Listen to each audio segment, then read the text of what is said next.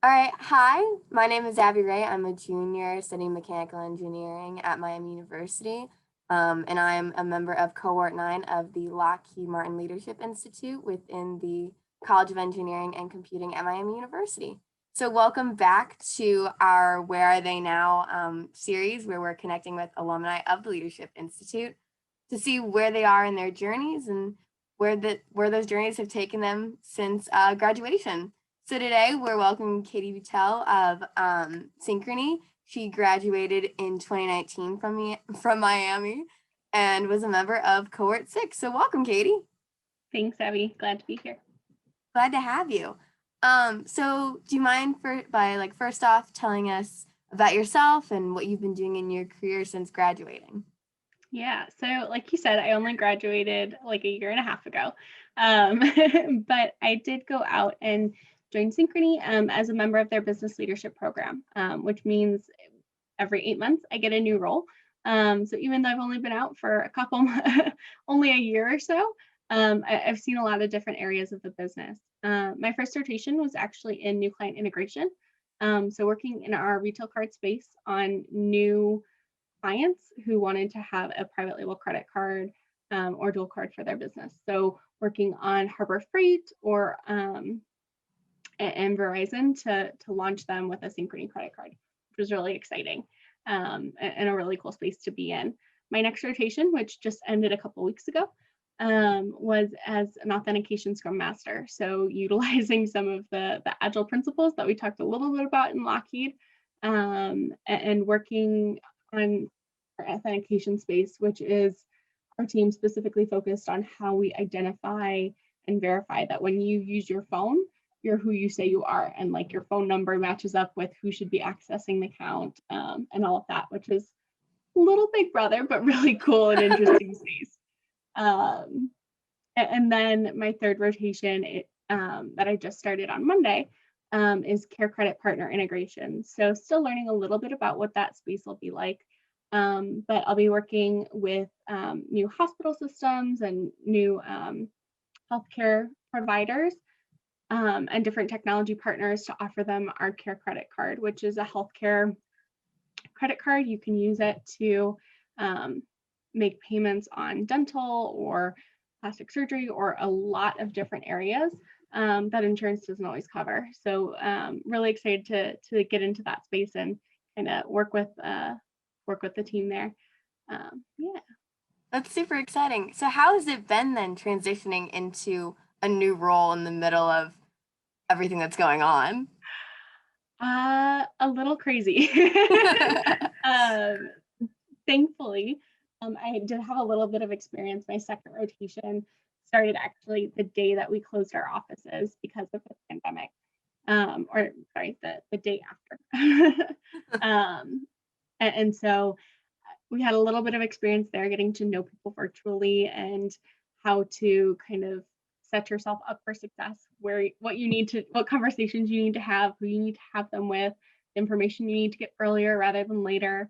And so that's kind of been my focus so far, is making sure I've got, okay, what's all of the learning materials so that in between meetings when I can't be talking to people about what they're working on, or it's a little harder to do that, I can at least be reading through and making sure I'm bringing myself up to speed on all the right things. So Wow, thank you. So, what are some obstacles, or some bigger obstacles that you face from going or to work from college? yeah, one of the ones that when I was in college, I was like, this is never going to be a problem in the real world. Like, there's no way. Like, was projects and making sure you have full engagement from everyone on a project. And like in college, you have a group project, and two of the four people are going to do the work, and the other two are like maybe going to show up, right? And I was like, that's never going to happen. No way. And in that form, it doesn't really happen. Like everybody is engaged, everyone is accountable for their work, but everyone has different priorities. So my priorities are and what I need to get done are different from what someone else might have, and I might need them for my project, but it's a lower priority for them. So it's learning to kind of push and pull the right buttons so that you can get the right involvement, because everybody wants to see everything succeed, but you just have to kind of work through the priorities and use a little bit of your influencing skills to make sure you get the right people involved. So that was one of the biggest things I've learned, that I didn't expect to encounter again, even though everyone told me I would. And then one of the other pieces that's been a big change is requirements. When you're in college, you have projects that have very strict rubric and outlines of what you need to do. There are usually previous examples that you can either get from the professor or from some of your friends who took the class before of, okay, this is what this looks like and this is how you do this. That doesn't exist in the work world, right? You're starting new initiatives, you're doing new projects, you're starting new clients or whatever the case might be, and there aren't always examples for what this is supposed to look like. Sometimes there are, but it's usually just like it's going to be similar to this, but it's not going to be the same. You're still going to have to figure it out, and you'll have goals and objectives that you're working for, and sometimes those are specific and sometimes they're not.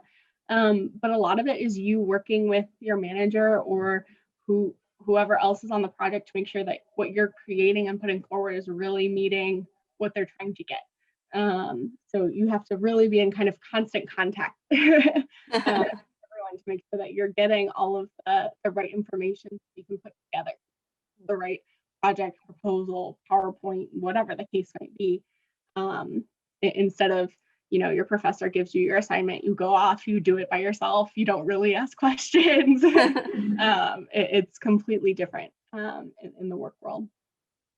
Wow. I guess you really don't think of that when you're in college, of what kind of difference that truly is. Yeah, it's definitely a shift in your thinking of, okay, not you have to have everything up front. You've got to be a little agile in your thinking, right? And this is what we have right now. We're going to iterate off of that till you get to what your final product is.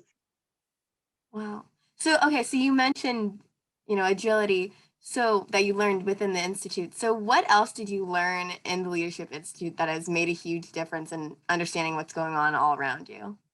Yeah, so the agile pieces were definitely a good starter. Where everyone's moving to be a little bit more agile. You're moving away from the typical waterfall methodology of all of the requirements up front, 7 months of development, and then getting something out the door. One of the big things that I've learned, or that we talked about in the Institute when I was there, was resiliency, and being adaptable and ready to change. And all of that has been so prevalent with COVID. Like, it's always been a part of life, right? When you get bad news, you need to be resilient and take it on, don't take it on the chin or whatever. But with COVID and everything, it's really taken on a whole new life of itself, right? Because you have to kind of take charge. You can't sit there and say, oh my God, I don't know what to do. Like, that's not an option. You have to take what's going on and turn it into something that you can work with. And so you have to be able to look at a problem and say, all right, this is what we have. This is how we're going to shift and change with it. And you've got to do that quick. So the Leadership Institute really helped that with your junior year project, as I'm sure you're either finding out or will find out, is that you're going to have a lot of changes to what you're doing and how that's all going to work. And that really sets you up to build your resiliency, because it's not something that one person's born resilient and another person's not. Like, it's a skill you have to learn and develop. And the Leadership Institute does a great job of kind of starting you on that journey. Yeah, so I think overall, just kind of the ability to take charge, make your decisions, and try things, and not be afraid to fail, really. Thank you for that advice. And I guess, kind of on that note, what should I, as a student, be learning about right now in the Institute, or really just as a student in general? Yeah, so I think the biggest thing is being able to work virtually, again, with COVID, because it's a part of everyday life now, and probably will be for a long time. Working virtually isn't going to go away. I think most classes are now virtual or have been virtual Most work right now is virtual. Like I'm at home in Michigan, and my my team is in Stanford, Kettering, Costa Mesa in California, Charlotte, Atlanta, like all over the country. So it's working virtually is never going to go away. It might look a little different than it does now. Hopefully, we'll get back to some in-person things soon. But really, the ability to work virtually and to motivate yourself while you're working virtually. It's one thing to motivate yourself when you're in an office. There's a little bit more of like external accountability when people can see how you're working and like, are you really doing your job most of the time? And it's a little bit of a different dynamic. Whereas when you're working virtually, they don't see that, right? You have your camera on during your couple of meetings during the day, but off when you're off camera, no one can see what you're doing. So making sure that you have that motivation to get your work done during those times when you're not on, it is super important to making sure that you'll be successful as we move forward and kind of grow from this pandemic. And one of the other things that's not really work related is learning, creating a plan for how you're going to build and maintain friendships after college. Something that I thought about a little bit during my time at Miami in my senior year and knew was coming, but wasn't really prepared for, was how I was going to create my support network wherever I was moving to, right? Because with the rotational program, I'm in different places every couple months. So how I was going to create my network in Stanford and how I was going to make sure I had friends and maintained the ones that I had made in Miami and in my hometown. So creating a plan for kind of what you're going to do to help you create that support network, I think is a good idea, whether that's once a month, you're going to reach out to one friend from Miami, or if you're going to, once a month, you're going to reach out to all of your friends from Miami, or you're going to use apps like Meetup or whatever the case might be to meet people.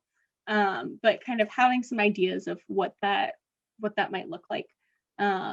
It's hard to do because you get sucked into your rhythm, and then, oh, I forgot to do this, and to try to kind of put yourself out there can be a little hard for some people.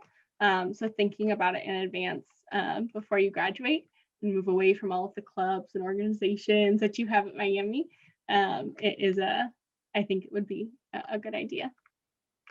Thank you. I have, as I'm getting closer to senior year, that thought has never crossed my mind. So thank you. And thank you for all your advice. Yeah, no problem. Thank you so much. This has been a lot of fun. Yeah, thank you so much for joining with us today and for taking the time out of your busy schedule to talk to us, about where your journey has led you. Of course, anytime.